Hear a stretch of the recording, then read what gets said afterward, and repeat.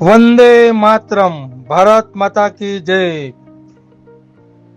આજે તારીખ 12/5/2025 ના રોજ ગૌ સેવક જગદીશભાઈ માદરિયાના સહયોગથી અત્યાર સુધીના આતંકવાદી હુમલામાં શહીદ થયેલા વીર જવાનોના દિવ્ય આત્માના મોક્ષાર્થે જગદીશભાઈ માદરિયાના સહયોગથી કરુણા સેવક ગૌસેવા ચેરિટેબલ ટ્રસ્ટના ગૌ સેવકોએ એક ગાડી લીલો ઘાસચારો સુરત પાંજરાપોળ આખાકોલ ગામની ગૌશાળાના ગૌવંશને અર્પણ કર્યો.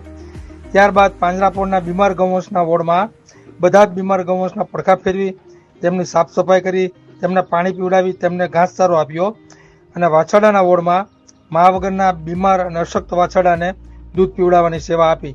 જય ગૌ માતા, જય ગોપાલ, વંદે માતરમ.